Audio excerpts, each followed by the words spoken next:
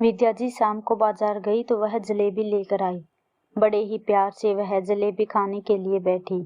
तभी उसकी बहू अरुणा बोली, मम्मी जी यह क्या है, आप जलेबी लेकर क्यों आए हैं? विद्या जी अपनी 8 वर्षीय पोती महक की ओर एक कटोरी में जलेबी बढ़ाते हुए बोली, बहू मैं तो महक के लिए जलेबी लाई थी तो सोचा कि मैं भी खा लेती हूँ। उसकी बहू कहने लगी, मम्मी जी यह सब ठीक नहीं है, आप महक के बहाने खुद भी मीठा खा रही हैं आजकल। विद्या जी भड़क गई और उन्होंने बहू को खूब खरी खोटी सुनाई और अपने कमरे में चली गई।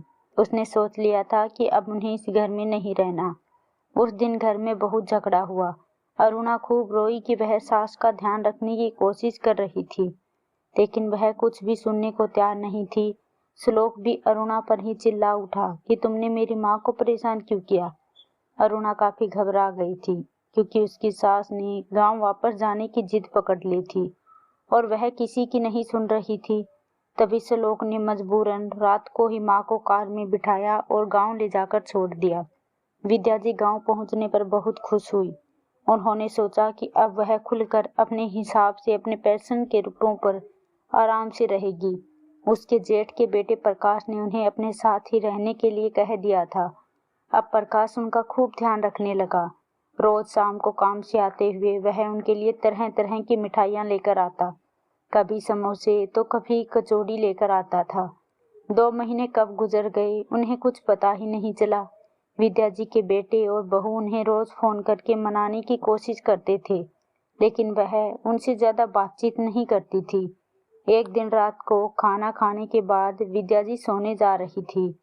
तभी प्रकाश कमरे में आया और उनकी ओर एक प्लेट बढ़ाते हुए बोला, लो चाची, मैं आपके लिए रसगुल्ला लेकर आया हूँ।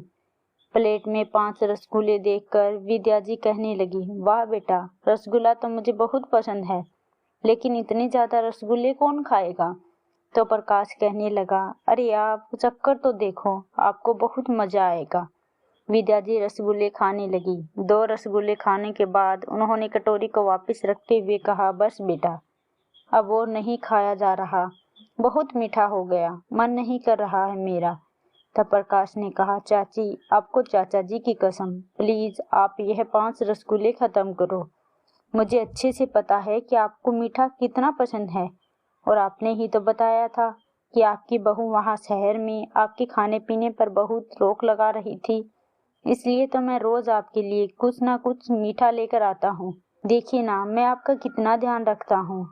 अब आप कभी भी वापस शहर नहीं जाइएगा, वरना वहाँ आपकी बहू खाने पीने के लिए आपको तरसा कर रख देगी। यहाँ आपको किस चीज की कमी है क्या? यह आपका खुद का घर है, हम भी तो आपके ही बच्चे हैं। इतना कहकर प्रकाश मुस्कुराकर उनकी ओर देखने लगा तो विद्या जी थोड़ी सी परेशान हो गई, क्योंकि उन्हें मीठा खाने का जरा भी इच्छा नहीं हो रही थी और वैसे भी रात को वह ज्यादा मीठा नहीं खाती थी।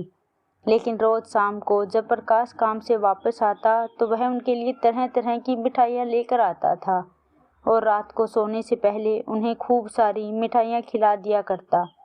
शुरुआत में तो विद्या जी को यह सब कुछ बहुत अच्छा लग रहा था। वह सोचने लगी कि प्रकाश मेरा कितना ध्यान रखता है, जो मुझे मिठाइयाँ खिला रहा है, लेकिन अब उन्हें कुछ अजीब सा लग रहा था। उन्हें समझ में नहीं आ रहा था कि इन सब में प्रकाश को क्या फायदा हो रहा है। विद्या जी के पति के गुजरने के बाद वह अपने बेटे बहू के पास शहर चली गई थी। गांव में अपने घर में उन्होंने ताला लगा दिया था। उनके घर के बगल में ही जेठ जी का घर था, जिनमें उनका भतीजा प्रकाश और अपनी पत्नी और 2 बच्चों के साथ रहता था। जब विद्या जी शहर पहुंची तो बेटे बहू ने उनका खूब ध्यान रखा, लेकिन धीरे धीरे उन्हें लगने लगा कि बहू उन्हें खाने पीने पर रोक टोक लगाने लगी है। एक बार उनकी तबीयत खराब हुई तो डॉक्टर ने शुगर लेवल चेक किया था तो हल्का सा बढ़ा हुआ था। तब से बहू को न जाने क्या हो गया था, हर बात में उनके खाने पीने में रोक टोक लगाने लगी। जब उन्होंने खुद जाकर हलवाई की दुकान से मिठाइयाँ खरीदी तब भी बहू नाराज हो गई, कहने लगी, मम्मी जी ज्यादा मिठाई क्यों खाती हैं आप, आपका शुगर लेवल बढ़ जाएगा। इस रोक टोक से परेशान होकर उसने सोचा कि मैं खुद के रुपयों से कुछ खरीद कर खाऊं पीऊं तो इससे बहू को क्या करना, और इस बात पर गुस्सा होकर उसने अपनी बहू को खूब खरी खोटी सुना दी। और बेटे ने भी अपनी पत्नी को ही फटकार लगाई कि तुम माँ के ऊपर ज्यादा रोक क्यों लगाती हो। उस समय तो बहू उन्हें सबसे बड़ी दुश्मन लग रही थी। जब वह गांव आई तो प्रकाश ने बड़े प्यार से उनका स्वागत किया और उन्हें घर में रहने के लिए कह दिया। उनके घर में तो अभी भी ताला लगा हुआ था। वह प्रकाश के सेवा भाव को देखकर बहुत खुश हुई और उसकी पत्नी भी उन्हें कभी किसी चीज को खाने पीने से नहीं रोक रही थी। उल्टा वह तो कभी कभी उनके लिए मालपुआ बना देती, कभी कभी पकौड़ियाँ बनाती तो कभी पूरी तल कर ले आती थी। शुरुआत में तो खाने पीने की शौकीन विद्या जी को बड़ा मजा आया, क्योंकि पिछले 3 महीने से उनकी बहू ने उन्हें परहेज वाला खाना खिलाकर परेशान कर रखा था। लेकिन अब उनका मीठा खाकर मन भर गया था। फिर भी प्रकाश उन्हें उनके मरे हुए पति की कसम देकर मीठा खिलाया जा रहा था तो उन्हें बड़ा अजीब लगने लगा कि क्या मैं अपनी मर्जी से अपना खाना तय नहीं कर सकती। खैर इस रात उनका पेट खराब हो गया।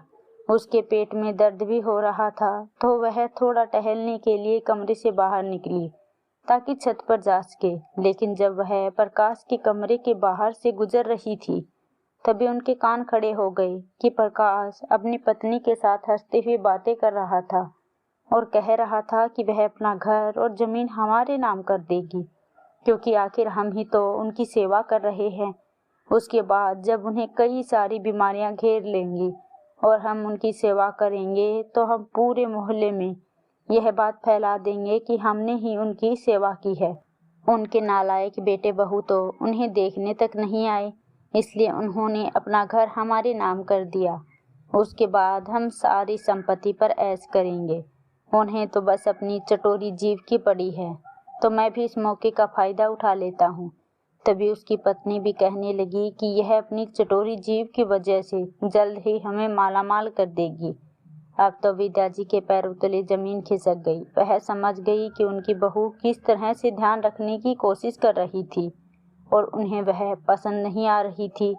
यहाँ प्रकाश उनके ही मन की किया जा रहा था, लेकिन उनके साथ खूब गलत कर रहा था। वह दुखी मन से अपने कमरे में चली गई और सुबह होने का इंतजार करने लगी। सुबह होते ही उन्होंने अपने बेटे को फोन किया और कहने लगी, बेटा मुझे गांव में अच्छा नहीं लग रहा, तो मुझे लेने के लिए आ जाओ। वह तो जैसे माँ के फोन के इंतजार में ही बैठा हुआ था। उन लोगों को अचानक से वहां पर आया हुआ देखकर प्रकाश और उसकी पत्नी बौखला से गए। विद्या जी दोनों को घूरते हुए कहा कि अपने बच्चों से मैं नाराज हो सकती हूँ, लेकिन उनसे दूर नहीं हो सकती। वक्त के साथ मुझे समझ में आ चुका है कि मेरी बहू मेरा ध्यान रखने की कोशिश कर रही थी। फिर अपनी बहू की हथेली थामते हुए बोली कि बहू अब मुझे नहीं पता कि मुझे क्या खाना चाहिए क्या नहीं। मैं अपने खाने पीने की सारी जिम्मेदारी तुम्हें सौंपती हूँ। यह सुनकर उनकी बहू खुशी के मारे उनके गले लग गई और शहर आकर उनकी बहू ने सबसे पहले उनके टेस्ट करवाए तो उनका शुगर बढ़ा हुआ था और कोलेस्ट्रॉल भी बॉर्डर लाइन तक पहुंच चुका था। तो अरुणा ने डॉक्टर से पूछकर उन्हें संतुलित आहार देना शुरू कर दिया। सुबह शाम उन्हें वॉक पर लेकर जाती। अब उन्हें डर नहीं लगता था कि मम्मी जी नाराज हो जाएगी, क्योंकि खुद विद्या जी ने अपनी देखभाल का कार्य उसे सौंपा था। उधर विद्या जी भी निश्चित होकर बहू के हिसाब से खाने पीने लगी थी। जल्द ही उन्होंने वसीयत बनाकर अपनी सारी संपत्ति पोती के नाम कर दी, ताकि भविष्य में कभी कोई उन लोगों को परेशान ना कर सके। दोस्तों, कई बार बड़े बुजुर्गों को बच्चे बुढ़ापे में कुछ खाने पीने के लिए रोकते हैं, तो उन बुजुर्गों को इस बात का बुरा नहीं मानना चाहिए। उन्हें यह सोचना चाहिए कि बच्चे उनकी भलाई के लिए ही यह सब बोल रहे हैं।